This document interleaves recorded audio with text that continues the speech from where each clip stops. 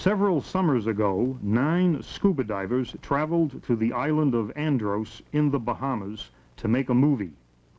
The movie was called The Wall. 7 of the 9 crew members were featured in the movie.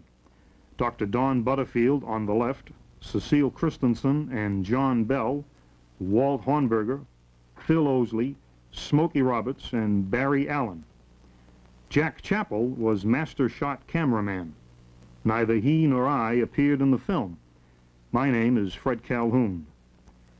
Many of the Bahama Islands, including the island of Andros, sit on an immense submerged plateau called Great Bahama Bank. This is the world's 2nd largest barrier reef. The top of the reef is an average of 20 feet beneath the surface, except at its edge, where it rolls over to a depth of about 100 feet and then plunges 6,000 feet straight down to the deep ocean floor. The Wall is the name given to a portion of this mile-high cliff just off the northeast coast of the island of Andros. All along the vertical face of the wall are numerous ledges. These ledges are about as wide as a sidewalk and seldom exceed 50 feet in length.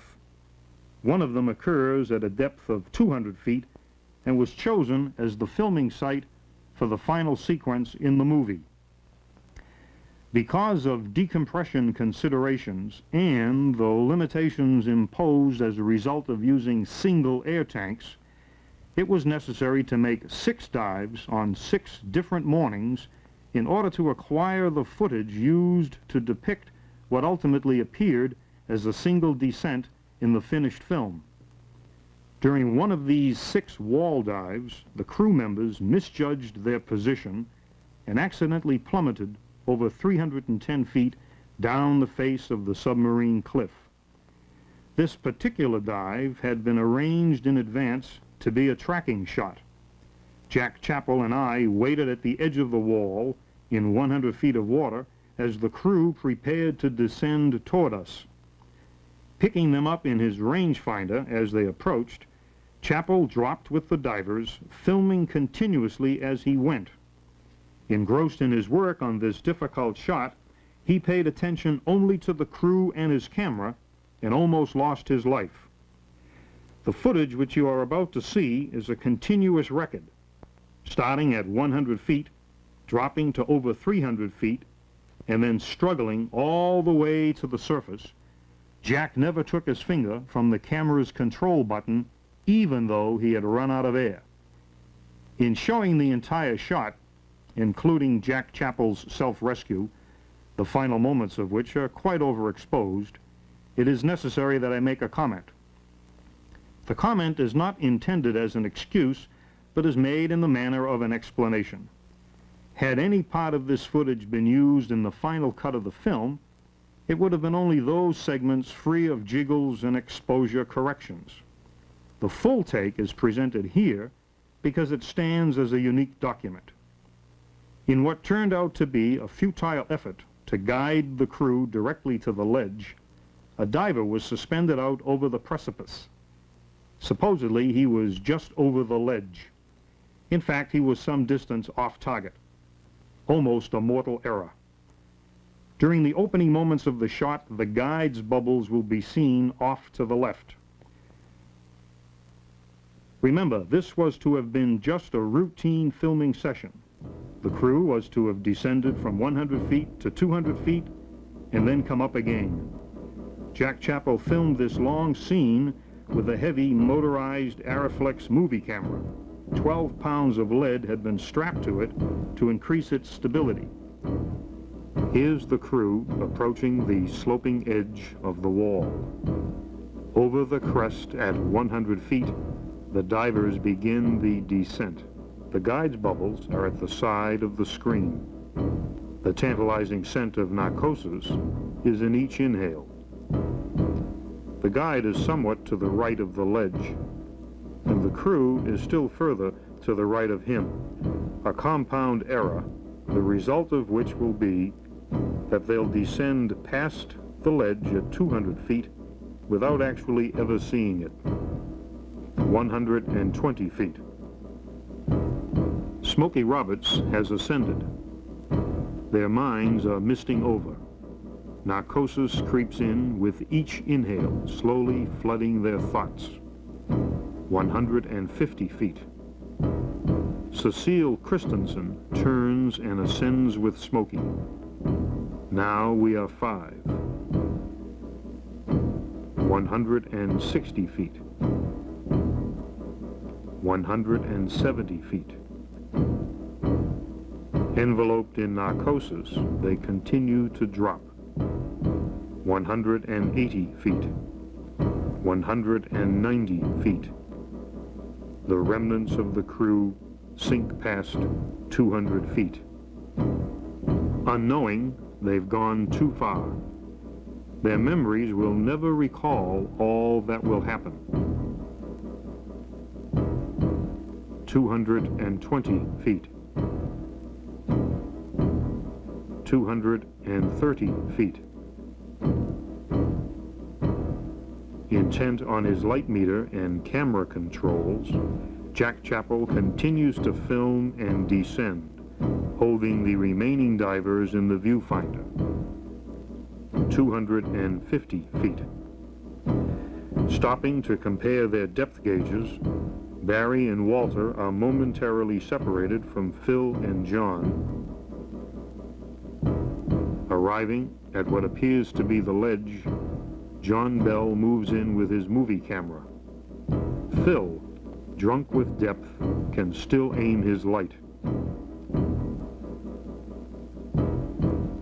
At 300 feet, John Bell drops out of view.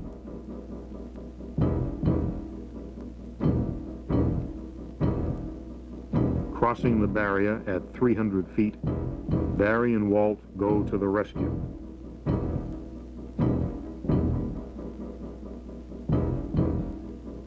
Jack tilts his camera to follow this new action, and this awesome sight greets him through the viewfinder.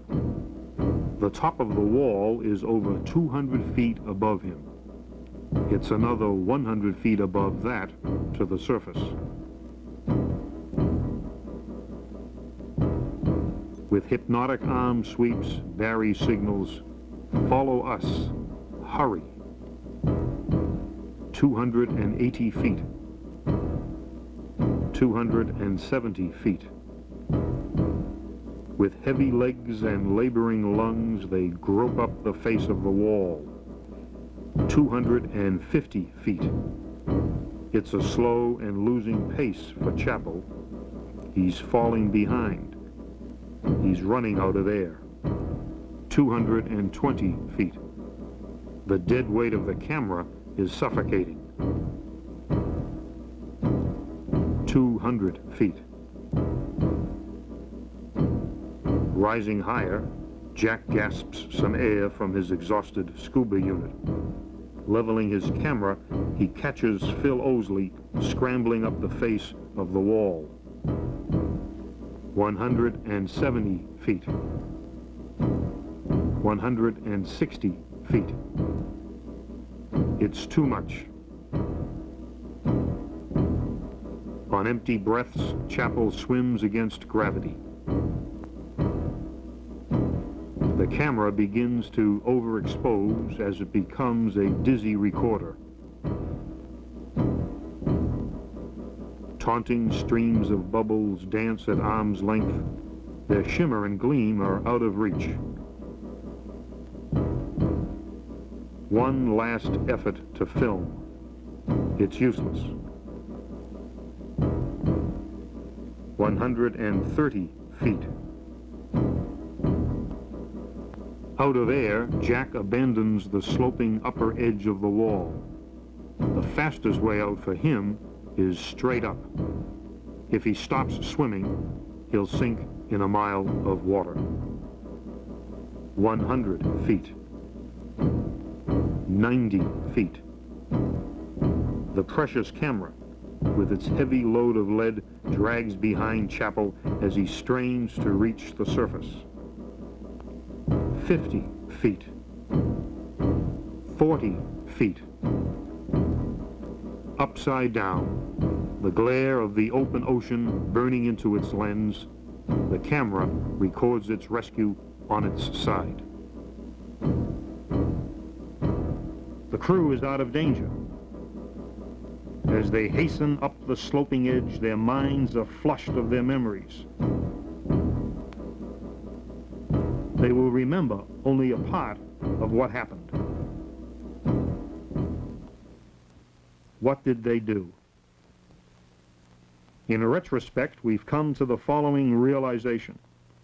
Narcosis, an insidious disease which affects air-breathing divers, known also as rapture of the deep, is not akin to drunkenness, neither is it rapturous.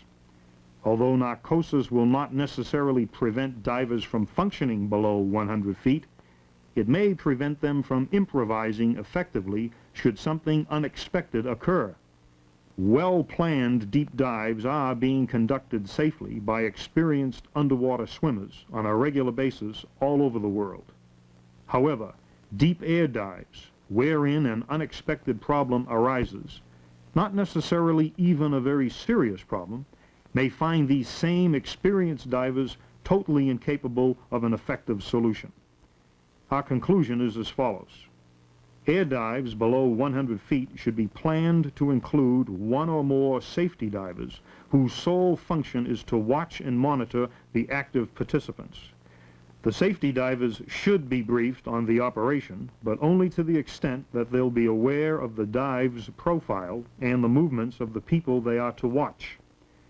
Allowing the safety divers to become too involved in the intricacies of a deep descent's objectives may very well compromise their effectiveness, preventing them from applying their full attention and improvisational capabilities should an emergency suddenly arise.